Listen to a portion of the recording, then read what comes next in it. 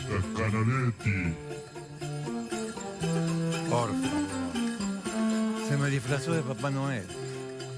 Por las chimeneas entra seguro. Bueno, ya vamos a hablar de esto. Señoras, señores, bienvenidos. Esto es Cámara del Crimen. Nos acompaña, como siempre, Miguel Bay Paradiso para darnos un toque artístico a uno de los temas que vamos a tratar en el día de hoy, en este programa que ya lleva 6 años y que usted sabe le cuenta las historias como ningún otro. Le cuenta las historias criminales como ningún otro. Pero bueno, vamos a ver qué pasa acá. Se me disfrazó de Papá Noel, viejo, el tipo este. Pero escúchame, evidentemente te falta la panza. Sí, está claro. Tenés... a ver, fíjate esto. Tenés las bolsas con los regalos. Vos no vas a ir a la casa de los chicos. No, pues se te espantan. A ver qué tenés. ¿Tenés regalo o sos tan miserable que está? A ver. A ver. Ah, ya. Gracias. Lo que pasa es que te portaste mal este año. Sí, este año estuvo mal, pero bueno, me regaló un libro de Editorial Hammurabi, mirá, la Constitución Argentina, que en estos próximos años la vamos a tener que releer mucho. Bien, gracias, querido. No sé, el tema es la panza, no sé cómo vas a hacer, porque todo lo que comes se va. Bueno, qué sé yo, felicidades, que la pases bien con los tuyos, qué sé yo. Bueno, vamos a dejar esto acá. Les digo que tenemos más amplitud en el estudio, ¿eh? Vamos a dejarlo acá, el libro de regalo. Tenemos, mire, un estudio más amplio, con las fotos de los criminales tradicionales, los clásicos y, bueno, con los temas que vamos a tratar hoy en Cámara de Crimen. Y justamente el primer tema de Cámara de Crimen tiene que ver con un hecho terrible relacionado con el abuso sexual, del cual fue acusado un cura, Eduardo Lorenzo. Eduardo Lorenzo estaba imputado en La Plata por la jueza Garmendia y tenía una orden de captura. Eduardo Lorenzo no respondió a las acusaciones por 5 casos de abuso sexual contra chicos, porque Eduardo Lorenzo se mató. No va a haber justicia. Por lo menos para aquellos que son creyentes, la terrenal no va a haber. Deja como una situación donde no se sabe bien cómo seguir encarando este tema, porque las víctimas esperaban algo que no va a ocurrir. Porque, bueno, la muerte se interpuso, se puede decir. Vamos a contar este caso y a conocer las declaraciones incluso de las víctimas después de esta barrida. Vamos.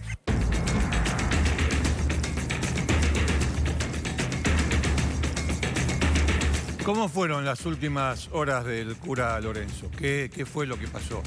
En este caso en el que el principal acusado, antes de presentarse a la justicia, se suicidó.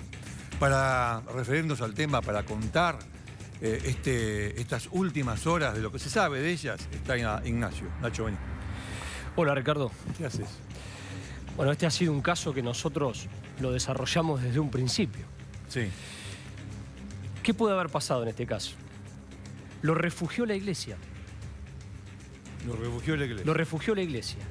Hay alguien que tiene que dar respuestas en este caso, que es el arzobispo de La Plata, Víctor Tucho Fernández. ¿Por qué? Porque Lorenzo estaba refugiado, ya le habían dado la licencia como sacerdote, cuando la causa empezó a complicarse, estaba en la calle 4 entre 49 y 50 en La Plata. Estaba refugiado en una casa de Cáritas, en el pleno centro de La Plata. Él salía permanentemente a la calle. Hay, por ejemplo, colegas de La Plata que le sacaron fotografías hace muy poco tiempo. Y siempre se movía en el barrio. Yo estuve trabajando durante la semana ahí, acompañado de otro cura, que es el padre Rubén. El día que él se quita la vida, lo vieron hasta las 9:30 de la noche, caminando ahí por la zona. Sí. Así que evidentemente el suicidio fue entre las 10 de la noche y las 11. Fue justo ese día donde se dio todo el conflicto en la UTA, por eso hizo un poco como telón de fondo y tapó un poco lo que ocurrió con el cura. Esta imagen que vos ves acá, Ricardo, Sí. son las últimas imágenes de él trabajando en la Iglesia de la Inmaculada Concepción, ahí en Gonet, porque él estuvo ejerciendo hasta hace muy poco. Decime una cosa, ¿de qué estaba acusado? Estaba acusado de 5 abusos sexuales graves. Las víctimas, Julián, Diego, Juan, Gustavo y Roberto. Jóvenes que tienen entre 30 y 47 años. Algunos lograron, entre comillas, reconstruir su vida con pareja, familia, hijos, tienen distintas profesiones. Los abusos se dieron, y acá viene un poco para tener a colación lo que hemos hablado nosotros aquí durante todos estos años de la Iglesia. Esto empezó en 1989, Ricardo. Claro. Sí, es frecuente que los casos de abuso contra sacerdotes se conozcan mucho tiempo después. Es frecuente. En los tribunales de La Plata, la primera denuncia entra en 2008. 2008. La fiscal es la doctora Ana Medina y la jueza de garantías, Marcela Garmendia. Los familiares no están conformes con la investigación. Con la investigación que se llevaba hasta conocerse esta noticia, con los primeros pasos. No están conformes. ¿Por qué? Porque esto se empezó a acelerar cuando apareció esto que yo tengo acá. Esta es la pericia psiquiátrica y psicológica de Lorenzo. Lorenzo lo evitó durante mucho tiempo a esto. Es más, contrató de los mejores abogados que tiene La Plata como para ir generando trabas. Lo que pasa que la pericia fue, te diría, determinante. La pericia dice que él tenía rasgos psicopáticos, perversos, narcisistas, obsesivos, satisfacía sus deseos controlando a las víctimas, tenía una doble cara, una cara pública, un hombre que tenía mucha banca, vamos a decirlo, en la iglesia, en la política, en la policía, en la justicia.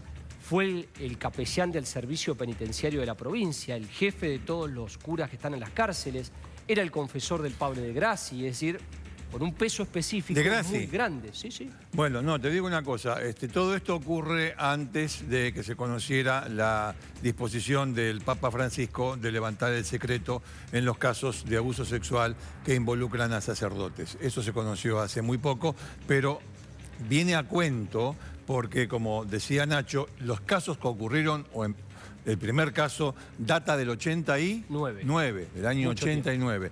Es una cuestión conocida que la Iglesia no le informa a la justicia que en su seno se están cometiendo delitos. Muchas veces porque no los consideran delitos y otras veces porque directamente cubren o encubren a la persona que es señalada. Por las razones que fuesen. De ellos no va a salir nunca una palabra. Hacen una especie de juicio eclesiástico que es para ellos pero que no tiene valor legal.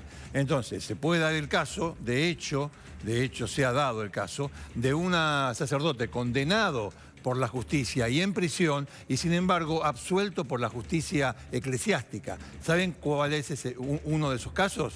Grassi. Grassi sigue siendo cura porque el juicio eclesiástico le dio a favor. Sin embargo, el juicio que nos corresponde a todos en la medida en que somos imputados de un ilícito, el juicio que se le hizo, todo el proceso legal vigente, terminó con su condena. Bueno, la situación de este hombre. El tema es que no podemos hablar de condena ni nada por el estilo. Sí. Porque ahora, a ver, yo pienso un poco en las víctimas. ¿Cómo quedan las víctimas frente a esto, teniendo en cuenta que este tipo se mató, se suicidó, no está más? Obviamente no se le puede hacer un juicio a un muerto. Eso es una cuestión de la antigüedad. Sí, en la antigüedad sí, pero hoy día no. En la actualidad no. Entonces, ¿cómo se procede al respecto? No se hace absolutamente nada. No se cierra la causa porque evidentemente el imputado falleció. Está previsto incluso en la ley. Dale. Y este gran simulador, Ricardo, que tenía una imagen pública de mucha presencia y de manera privada era otra cosa, se suicida el miércoles a la noche. Vamos a ver las imágenes del momento cuando llega la unidad de criminalística de la policía bonaerense, llega por supuesto todo el operativo policial y llega también el arzobispo de La Plata, Víctor Tucho Fernández. Mirá el comunicado que dio el arzobispo, Ricardo. A ver. Largos meses de enorme tensión y sufrimiento. ¿Para quién? Para las víctimas. Lorenzo. Ah, yo pensé que estaba hablando de las víctimas. Varios meses, varios años. Mirá, debemos unirnos en oración por él para que el Dios de la vida lo reciba con un amor infinito. ¿Pero por qué no reza por las víctimas? ¿Por qué no reza por los que sufrieron? ¿Por qué no reza por eso? A ver, estamos trastocando la cuestión. A ver, el sacerdocio no es para darle la bendición a un amigo. Sí, es para darle la bendición a un amigo y también a todos los feligreses, los conozca o no los conozca. No entiendo. Repetime ese comunicado, por favor. Largos meses de enorme tensión y sufrimiento. Punto. Los muchos años de tensión y sufrimiento son propiedad exclusiva de las víctimas. De las víctimas. ¿Sí? No del imputado. Obviamente, cuando uno es perseguido por la justicia, contento no va a estar. Pero para poner esto en un comunicado, uno piensa, bueno, la Iglesia en cuanto a institución se está refiriendo a aquellos que sufren, es decir, a los denunciantes. No. No. ¿Qué más? Oramos por quienes puedan haberse sentido ofendidos o afectados por él. Así cierra el comunicado. Ah, bueno, por lo menos hay una oración para los ofendidos, para los que pudieron ser ofendidos. Bueno, es absolutamente contradictorio. Es contradictorio. Pero bueno, también marca lo que ha sido la Iglesia católica con relación a los casos de abuso durante décadas, o cientos de años, o miles de años. Pero la resolución de Francisco de Papa Francisco como que está diciendo, bueno muchachos, no oculten más, esto tiene que ir a la justicia, apenas conozcan el caso, esperemos que sea un paso para adelante. Pero dale, seguí porque estamos hablando de Eduardo Lorenzo, que era un cura acusado de 5 casos de abuso sexual y que se suicidó. Dale. La cosa quedó ahí, Ricardo, no, mirá. Es decir, pasamos de esta imagen, Sí. que es la del miércoles a la noche, ¿Eso qué es? a esta imagen de la mañana siguiente, Ajá. cuando le hicieron una misa para despedirlo, encabezada por el obispo, por la gente que evidentemente lo seguía, porque tenía muchos feligreses. No, es una dualidad. Durante claro, muchos años. Sí, Y con un gran operativo de la policía de la provincia afuera para evitar cualquier tipo de incidentes. De aquí lo llevaron hacia el cementerio de La Plata, pero esta misa, en el púlpito, estaba el arzobispo de La Plata, con toda la cúpula de la iglesia, de la zona, despidiéndolo. Sí, que no está ahí cuando el fallecido es un pibe al que mató la policía para hacer número. Pero bueno, no quiero bajar más línea de la que usted ya conoce. Esto es así. De este acto no puedo decir nada. Una misa para una persona que falleció. Bueno, que esté el arzobispo de La Plata, en fin, no se moviliza para este tipo de ceremonias el arzobispo de La Plata. Pero nada, no hay una palabra que agregar a las imágenes que ustedes estaban viendo. Sí recordar el contexto. El cura Ricardo usó una pistola calibre 32 de colección. Aparentemente era del padre, porque el padre era militar. Él había perdido a su mamá cuando era muy chico, el padre había vuelto a formar una pareja, luego se suicidó la madrastra cuando él tenía 14 años y a los 20 años empieza su carrera eclesiástica. Con un arma se dio un disparo en el corazón. Nosotros aquí en julio, estuvo aquí en Cámara del Crimen Julián Bartoli, que es la primera víctima que junto a la red de defensa de las víctimas de abusos en la iglesia encabezó las denuncias en los tribunales y fue hacia adelante con una valentía realmente admirable.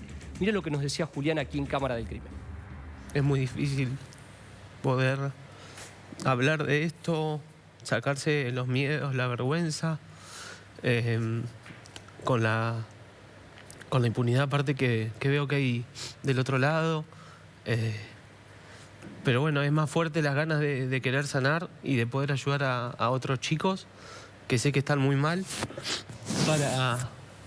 para realmente poder salir de toda esta situación. Es muy feo vivir tantos años con esto que por ahí ahora se ve que me pongo mal y demás. Lo que vos decías recién es no poder ser feliz al 100%, que te cueste el triple cuando las cosas te salen mal, dudar de todo. La crianza de tus hijos, cómo se vio afectada por este monstruo que me puso imágenes y sensaciones en la cabeza que no se me van a ir más. Y lo que él me pedía era que lo ayudara. Él me lo decía, ayúdame a dormir, ayúdalo a Edu a dormirse. Terrible. Y me decía eso, no me decía ayudar a Eduardo, ayúdalo a Edu a dormirse. Quería que le diera besos, que lo abrazara. Él me abrazaba. Yo dudé durante mucho tiempo si lo que me había pasado yo lo había soñado, lo había fabulado. Y cuando nace mi hijo, la pregunta fue, si a Ignacio le pasa esto, no había respuesta otra que no fuera ese abuso. No pude más que dejar de dudar. Decir, no, esto me pasó. Y automáticamente dije, tengo que hacer algo cuando me superó. No lo sabe nadie, pero por ahí yo estoy con mis hijos y vienen imágenes, vienen gritos, y los tengo que bloquear constantemente. Y bueno, dije, basta, quiero hacer algo, quiero mostrarles también a ellos cómo esta desgracia que a mí me pasó, de última, cómo yo pude lidiar con eso. Muy duro. La investigación, Ricardo. El cura trababa amistad, se convertía en confidente, superaba todos los límites proponiéndole cosas insólitas a menores de edad, cometía los abusos sexuales, engañaba a las familias haciéndose amigo, compinche de las familias, y luego empezaba a amenazar y a manipular a las víctimas para que no lo denunciaran. Eso es lo que comprobó la investigación, sobre todo desarrollada por las familias. Las familias fueron las que hicieron esto. Las familias y la red de protección de las víctimas. Lorenzo se defendió. Lorenzo se defendió. Nunca reconoció su culpa. Miren cómo se defendía Lorenzo. Lo que él dice, lo que yo por lo menos pude leer en la nota, es una mentira para el más. Yo jamás cometí esos actos. Jamás abusaría de un chico, jamás le pedía que me diera, no sé si pone que, si yo a él era a mí, pero jamás esas cosas asquerosas de los besitos. No es normal, no es bueno, jamás lo haría con nadie. Vamos a repasar la reconstrucción que hicimos de estos 30 años, de estas denuncias, que como dice Ricardo, judicialmente no tuvieron ningún tipo de definición y las familias y las víctimas están convencidas de que esto que ocurrió no es justicia. Le negó la posibilidad de verlo juzgado y verlo en la cárcel. Miren la reconstrucción que hicimos. Todas las características, esto de la doble faz. Lorenzo se pegó un tiro y hoy ni mi hermano ni las víctimas ni la sociedad completa tienen la justicia que se merecen. Carismáticos, el cura piola, el que los comprendía, el que los invitaba con alcohol.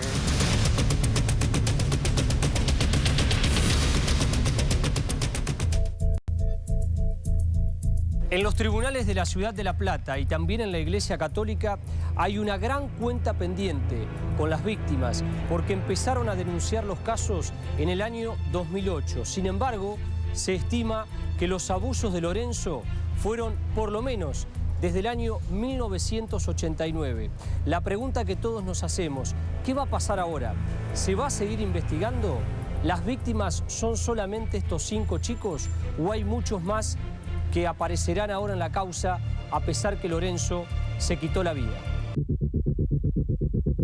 Nosotros éramos, no digo amigos, pero asiduos de Lorenzo. Nosotros colaborábamos con la iglesia, mi señora, toda la familia, y teníamos una relación bastante cercana con Lorenzo. Ha ido a cenar un montón de veces a mi casa y nunca pensamos que él detrás estaba haciendo esto con nuestro hijo, ¿no? Mi hermano estuvo 20 años con esto adentro. ¿Y eso quién se lo repara? Diego estuvo 10 años y lo dijo. y todavía hoy Diego no puede hablar frente a los medios y le cuesta muchísimo. La primera víctima una de las primeras de Lorenzo que denunció, la última denuncia porque ya después no hubo más hasta el momento, lo llevó 28 años adentro, en el 91. Y las víctimas fueron apareciendo por la difusión de los medios, no porque la fiscal dijera, bueno, vamos a inspeccionar dónde estuvo Lorenzo mientras fue cura y qué es lo que pasó en esas iglesias. Y en realidad Lorenzo tenía todas las características que se terminan confirmando con la pericia, ¿no? Todas las características, esto de la doble faz, ¿no? Que también quedan descritas por los relatos de los jóvenes. Digamos, esta cosa de, por un lado, hacer relaciones más amistosas, ser carismáticos, ser el cura piola, el que los comprendía, el que los invitaba con alcohol, el que los llevaba a boliches. Y por otro lado, ser el cura tradicional, que casaba, que daba misa. En esta doble característica que utilizan estos personajes para lograr también impunidad, ¿no? ¿Crees que tanto la jueza como la fiscal se lavaron las manos? En gran parte sí. Decime qué jueza dice, ok, te doy el lugar a la detención y no lo ejecuto, lo elevo a cámara. ¿A dónde se ve ese gris jurídico donde te voy a detener pero me quedo ahí? En ese te voy a detener pero me quedo ahí, Lorenzo se pegó un tiro. Y hoy ni mi hermano ni las víctimas ni la sociedad completa tienen la justicia que se merecen. A él le marcó la vida y nos marcó la vida a todos. Le arruinó la vida. Hoy está bien, pero bueno, tardó 20 años en superar todo eso y le arruinó la vida a muchos chicos realmente. En este edificio de Cáritas La Plata, en la calle 4 entre 49 y 50, el arzobispo Víctor Tucho Fernández le dio refugio al cura Lorenzo, quien había dicho que no iba a soportar esta situación. Esta semana tomó una pistola calibre 32, se la apoyó en el corazón y se quitó la vida. Para muchos se llevó secretos que quizás nunca se develarán. Mucha bronca por lo que le hizo Julián, por lo que nos hizo a nosotros. Y después me da lástima porque es un cobarde, porque esta situación la terminó como un verdadero cobarde, no afrontó los cargos y no afrontó la pena, él debería estar preso. Así que bueno, es un cobarde. Decide en qué lugar hacerlo, decide antes de la fiesta, digamos, cuando toda la sociedad todavía está en movimiento, los medios están en movimiento, y logra o intenta girar la mirada social y entonces ver si puede transformarse con la muerte en víctima. Eduardo Lorenzo no se cansaba de repetir que quería ser el cura del barrio. Estuvo en las parroquias de Berisso, Olmos, Lourdes y Gonet. Llegó a ser capellán del servicio penitenciario de la provincia de Buenos Aires y hasta el confesor del cura Julio César Grassi. Siempre vinculado a grupos scout, a escuelas, a los vecinos y también a las parroquias. Pero hubo un dato muy interesante. A partir del 2008, su historia iba a cambiar drásticamente al recibir nada más ni nada menos que 5 denuncias de abusos sexuales aquí en los tribunales de la ciudad de La Plata. Afirmamos y pedimos y llamamos a la reflexión de que tengamos claro, absolutamente claro, que las únicas víctimas son los sobrevivientes. En instantes, nada más, ustedes van a escuchar una historia de Navidad. Una historia de Navidad en Cámara de Crimen. En la historia de Sillón le vamos a contar una historia de Navidad sangrienta. Pero eso en instantes, en la historia de Sillón.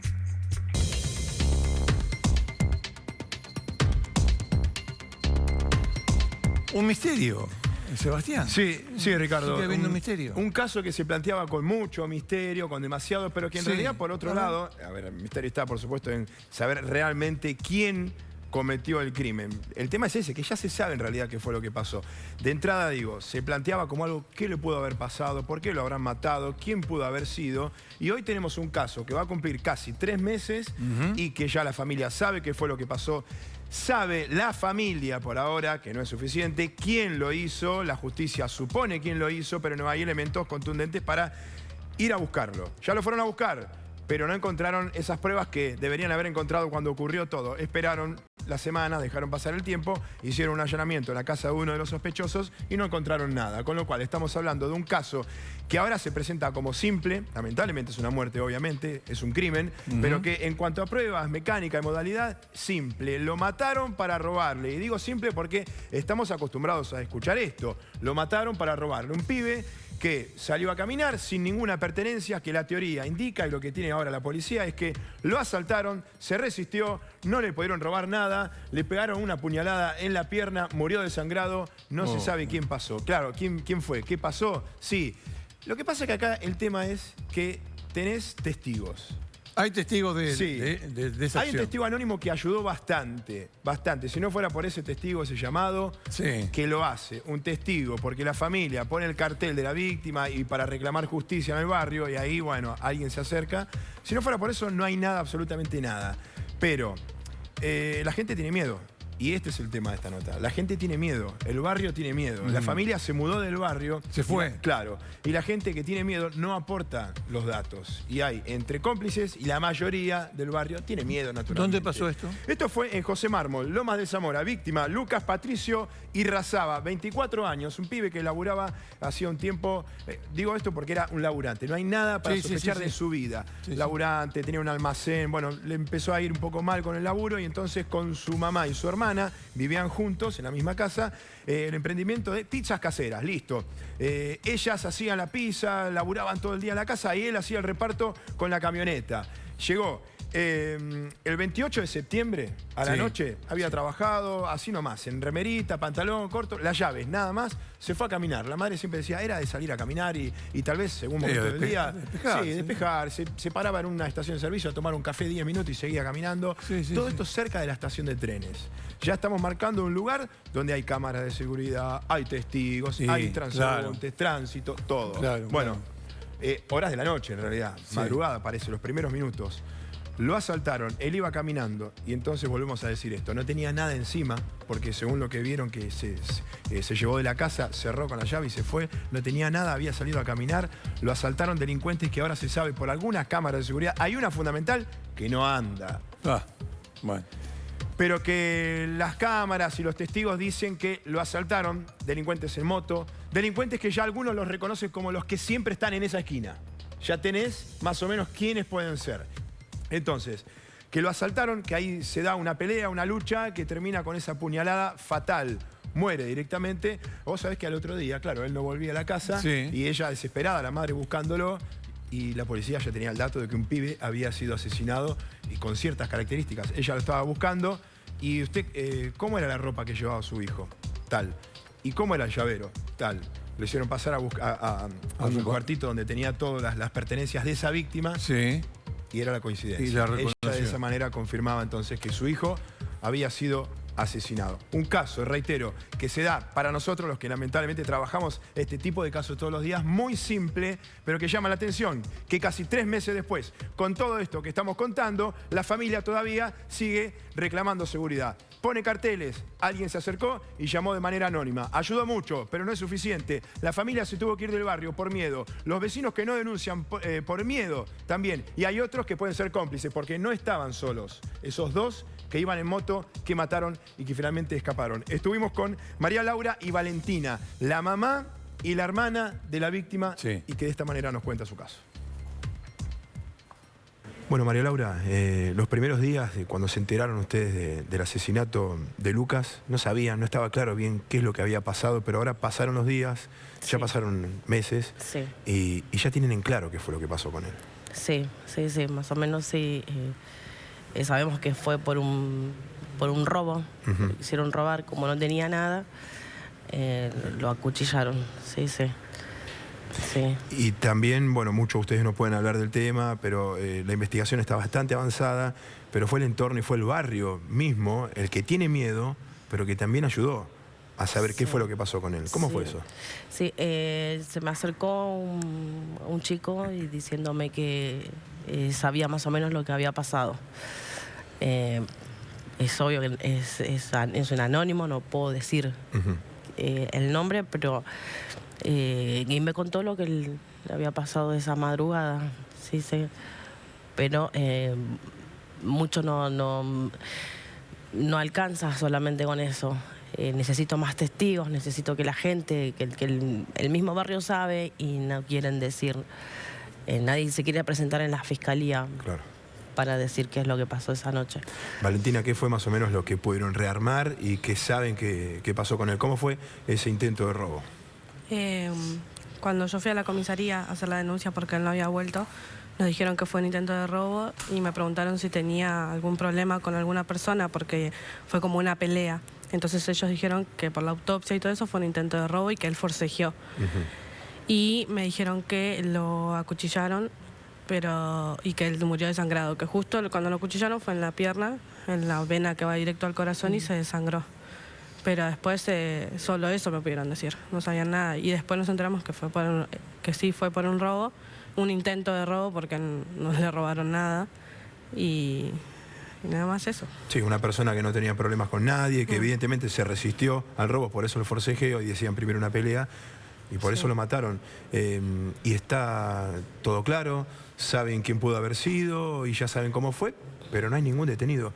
Valentina, ¿cómo pueden convencer al vecino para que se presente? Para que aquel que sabe algo que se presente a la justicia, porque es lo único que ustedes tienen como esperanza, que el vecino hable.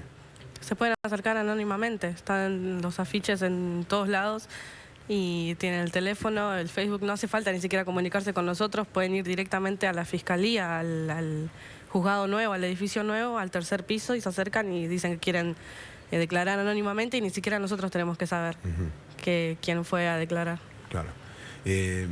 ¿Cómo era él? ¿Cómo era Lucas? Porque había dejado de trabajar en un negocio que él tenía, pero después seguía un mini mercado y bueno, con este tema de la situación económica tuvo que cerrar y él no se quedó, él empezó a un nuevo emprendimiento que hacer pisetas y salir a repartirlas. Él tenía su clientela, era un chico muy trabajador, ¿entendés?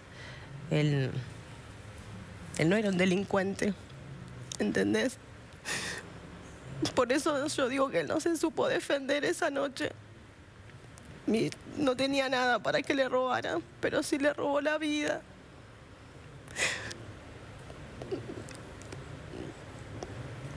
Estos 2 meses, un poquito más que pasaron, lo que decíamos recién, ¿no? Avanzaron un poco en la investigación en los últimos tiempos, pero están conviviendo con esa injusticia de que no colabora en el entorno. Sí. ¿Alguna vez te pudiste hablar con el vecino, con la gente, contándole todo esto? Acá el tema es que no hay testigos, porque si alguien se acercaría y dijera quién es, esto también sería todo diferente. Y aparte que la justicia es lenta, es muy lenta. Y se hizo un allanamiento después de 2 meses. Claro. Ese es el tema, que lo que estamos pidiendo, lo que yo pido es que se mueva más. Yo estoy yendo casi día por medio a la fiscalía para ver qué sucede. Fui el jueves y está todo esto ahora en manos del juez de garantía y que después pasa otra vez a la fiscalía y es muy lento, muy lento. Bueno.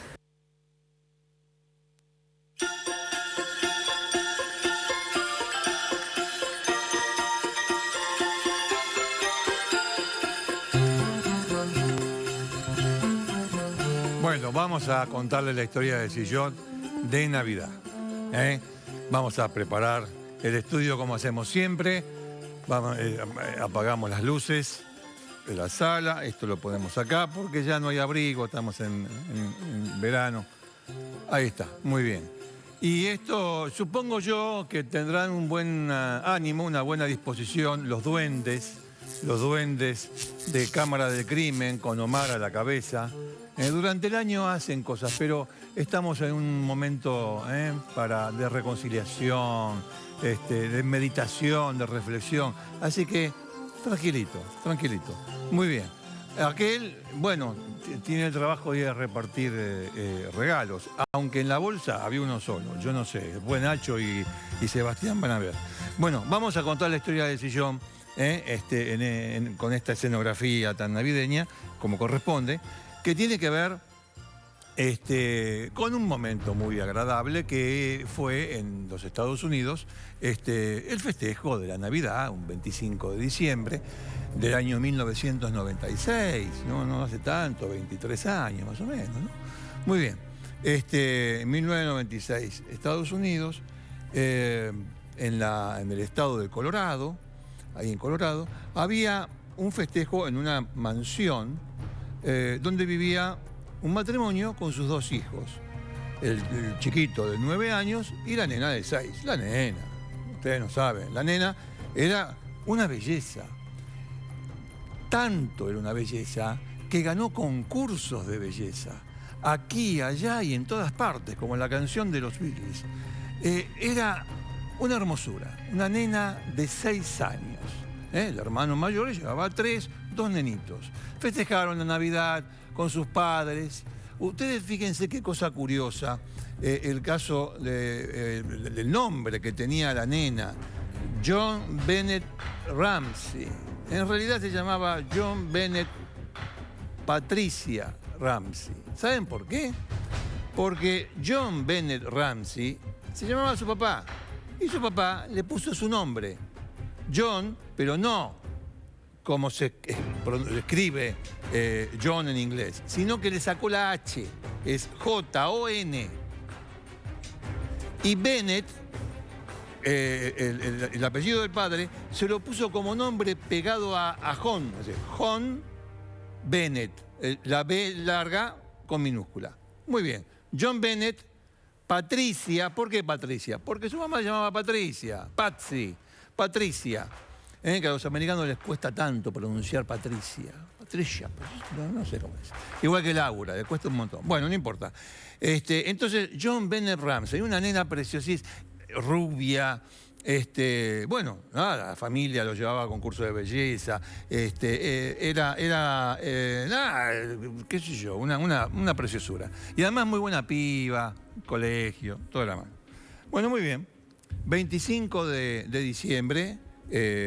Ellos, atención, los americanos, más que cenar, almuerzan para estas fiestas. Pero claro, anoche se dan regalos y qué sé yo, toda la mano, todo eso. En fin, pasa la noche, al día siguiente, 26 de diciembre, o sea, estamos en el momento navideño. La mamá, Patricia, la llama, se encuentra con Burke es el hijo mayor. Se encuentra con él. Sí, ¿la viste a John Bennett? No, no la vi, ma. Bueno, la empieza a buscar, le dice, che, no está por ningún lado. Tenemos que almorzar y qué sé yo, 26 de diciembre. Y se levantaron un poco más tarde. El asunto es que le dice al padre, y el padre dice, no, yo no la vi tampoco. Empiezan a buscarla por la casa y no la encuentran. No la encuentran. Salen, llaman a algún vecino, a unos vecinos, qué sé yo, le dicen, ¿ustedes la vieron? Por ahí salió a caminar. Un barrio muy tranquilo, ahí en Boulder, en Colorado. Muy tranquilo el barrio. Y no, nada. Y se preocuparon, se empiezan a preocupar tanto, la piba no aparecía. 8 horas después, llaman a la policía. Y llaman a la policía. John Bennett no está por ningún lado. A ver, las puertas de la casa están quebradas, rotas, fracturadas. No, salvo una ventana del primer piso que estaba rota. Pero el papá dijo que él la había roto de manera accidental y que quedó ahí. Quedó ahí, no la reparó, no hacía mucho tiempo que la había roto. Bueno, pero no había... Llega la policía.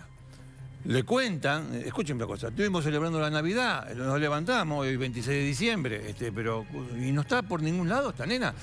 La policía, ¿qué hace? Empiezan ellos a revisar la casa y ahí advierten el tema de la rotura en el vidrio y se dan cuenta que no pudo haber entrado nadie por ahí, no tanto porque no pudiera pasar, sino por el hecho de que había telaraña sobre o mejor dicho, debajo de la rotura del vidrio había telaraña, evidentemente una habitación que no utilizaban claramente y que tampoco habían limpiado desde el momento en que el padre accidentalmente, según él, rompió la ventana. Entonces descartaron que por ahí haya entrado o salido alguien. Lo descartaron. Y empiezan a revisar por el vecindario, por los vecinos, hasta que la cana le dice al padre: escúcheme una cosa, ¿usted revisó bien la casa? Porque es una casa grande. ¿Usted revisó bien la casa? Y yo, sí, vamos a revisar la casa, señor, de arriba a abajo. Hablando de abajo, ¿qué tiene abajo? Y tengo un sótano. Bueno, revise arriba, nosotros revisamos acá, vamos al sótano. Van al sótano. Llegan al sótano y se encuentran con John Bennett Ramsey, la nena de 6 años. Estaba en el piso, tapada con una sábana. O sea que las 8 horas aquellas que la estuvieron buscando en la casa, evidentemente al sótano no fueron, o fueron y no dijeron nada. No sé. Estaba la nena en el sótano, tirada, una sábana blanca la cubría. Tenía las manos atadas con una soga hacia arriba, así. Estaba tirada hacia arriba, tenía las manos atadas con una soga. Tenía en la mano derecha tenía un anillito y en la mano izquierda tenía un papel con un dibujo de un corazón en rojo. Corazón en rojo. Pero, perdón, encontramos, estaba muerta la nena. La habían estrangulado. Pero entonces la policía, al ver eso, es más, tenía varias vueltas con una soga hecha de nylon, una cuerda hecha de nylon, con un torniquete detrás. Es decir, el torniquete apretaba y estrangulaba, apretaba, obviamente. O sea, uno daba vuelta al torniquete, que estaba hecho con una brocha, y apretaba el cuello de la nena y murió asfixiada. No, una muerte terrible. Tenía un busito del club de hockey donde iba, que estaba subido, lo tenía subido. Y dice, claro, lo primero que pensaron es abuso sexual. Bueno, pero hay que hacer exámenes para abuso sexual. Pero inmediatamente cuando vieron eso, la nena con los pies juntitos y todo eso, cuando vieron eso, el estrangulamiento era una cosa pero atroz. Entonces los policías miran a la madre y le dicen, señora, discúlpeme, usted no nos dijo cuando llegamos acá que en el living encontró una carta pidiendo rescate. Sí. ¿Cómo va a pedir rescate si la nena está acá muerta? La madre dio vuelta a los ojos. Su impresión era ¿cómo salgo de esta? No dijo nada. Los policías, que tenían la carta en su poder, la hicieron peritar. Era una carta donde efectivamente se decía que la nena había sido secuestrada, cosa que no había sido así, porque había muerto en el propio lugar donde la encontraron, según se determinó luego, que había sido secuestrada y que le pedían a la familia $118.000 de rescate. ¿Pero por qué $118.000 y no 119 o 120 o 117? Porque esa cantidad de dinero había sido obtenida, mejor dicho, por el padre de la pequeña por el pago de un bono que tenía, bueno, en fin, una cuestión financiera, lo había recibido hacía poco tiempo, $118.000. Pedían esa plata, pero los policías y los forenses, los peritos en caligrafía, se dieron cuenta de una cosa. Se dieron cuenta que eran, ojo, dos carillas, dos carillas de pedido de rescate. Dos carillas. Había referencias que le llamaban la atención, como si hubiese demasiada confianza entre quien escribió la carta y el padre de John Bennett. ¿Sí? Porque tú, John, debes saber que la nena, que es preciosa... Qué raro. Es raro que un secuestrador se refieran así. Pero claro, todo eso era hasta que encontraron el cuerpo. Cuando encontraron el cuerpo, la carta pasó a ser ¿qué cosa? Un elemento incriminatorio contra la mamá y también contra el papá, porque el papá de la carta, ni 5 de bolilla. Empezaron a sospechar en los padres, pero inmediatamente, obviamente ya pasa el tiempo, pasan los días, llega el año nuevo. Para el año nuevo se dan cuenta de lo siguiente. Había un tema con el hermano mayor, de 9 años. ¿Cuál era el tema con el hermano mayor? Que el hermano mayor, según las pericias que le hicieron, le tenía envidia a John Bennett. Envidia. Y que hacía un tiempo hasta le había pegado con un palo de golf que le fracturó parte de la mandíbula, que obviamente luego se sanó, pero claro, en su momento quedó como que había sido una cuestión accidental. Pero estaba el antecedente.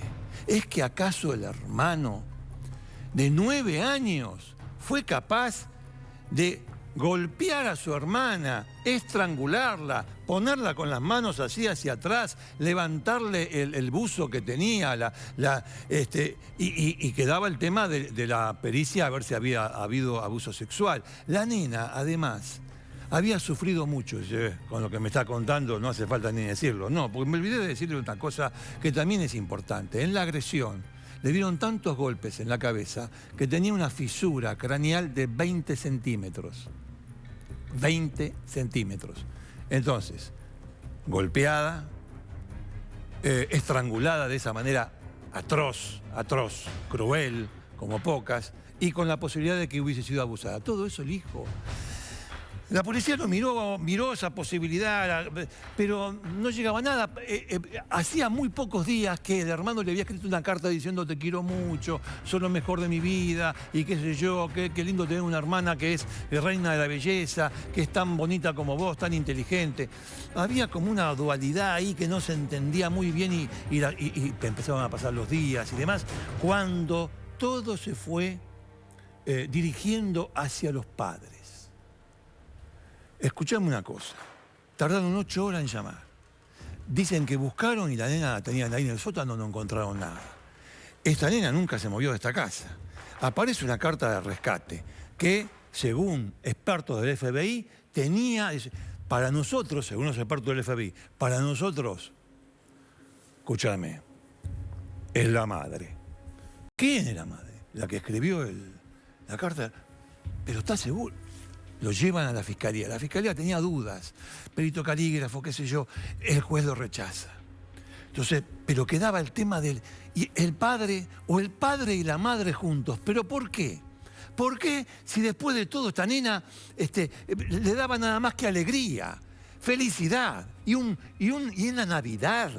¿Qué pasó la noche de Navidad del 25 al 26 de diciembre de 1996? Ahí salió entonces la versión que recoge, por ejemplo, la revista Vanity Fair, que dice lo siguiente: los padres abusaban de su hija y ella se murió en un juego sexual la noche de Navidad. A la miércoles. Pero para eso hay que ver si hay ADN, si hay rastros en el cuerpo de la pequeña, lo que le vengo diciendo desde el principio.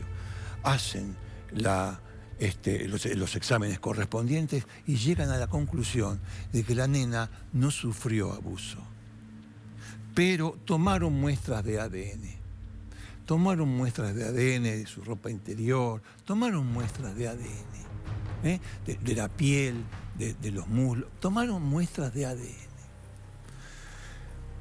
1996, 1997, escándalo nacional, o sea, una noticia que trasciende los Estados Unidos, pero sobre todo por eso la nena era una reina de la belleza infantil, se podría decir, una niña muy, muy bonita. Y además había ganado concursos, como le dije antes, no me quiero repetir tanto, en muchos estados.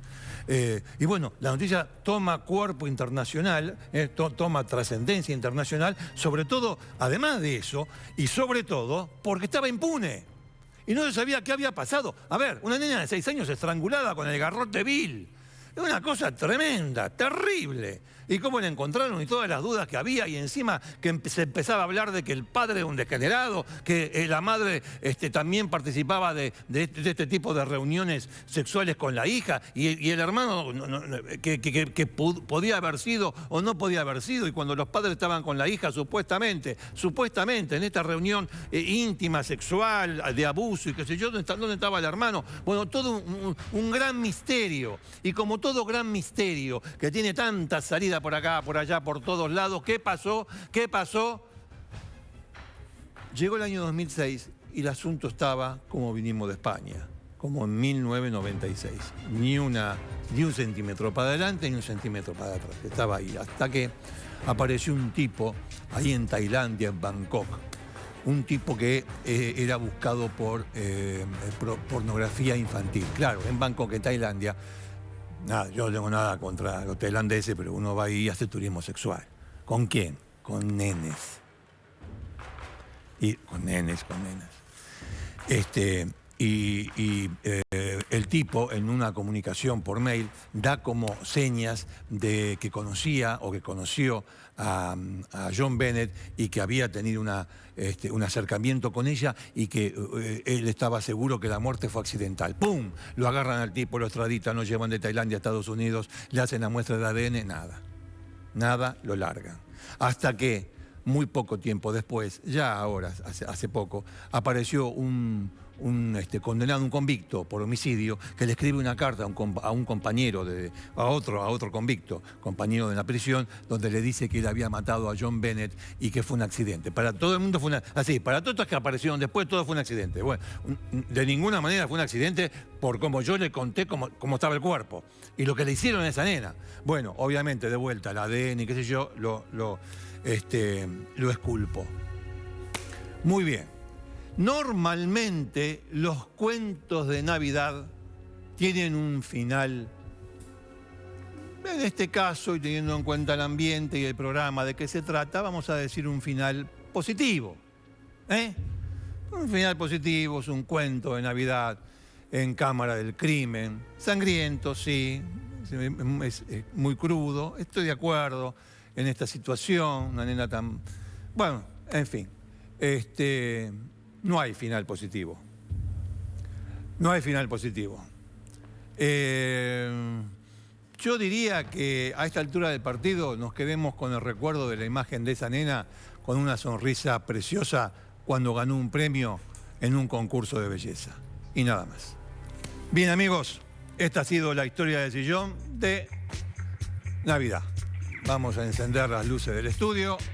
Ahí está, como corresponde. Dejé la lámpara encendida. A ver, el duende, no el espíritu. El duende de Omar no se porta bien. Escúchame, mirá aquel. Hacemos una pausa y ya volvemos.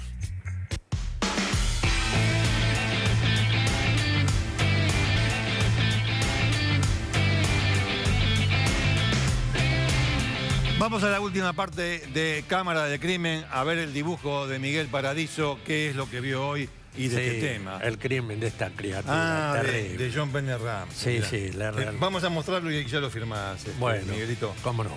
Lo mostramos ahí, muy bien, fantástico.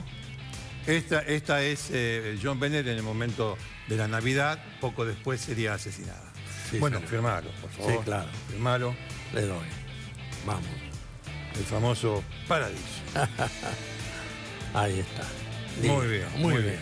Bueno, Navidad. Así Navidad. que vamos a hacer nosotros un brindis. Por favor. Muy bueno. Pasale a... Está permitido. Sí, esto está permitido. No, ya hablamos con todo el mundo, ya está todo permitido. Bueno, al público, feliz Navidad, feliz año.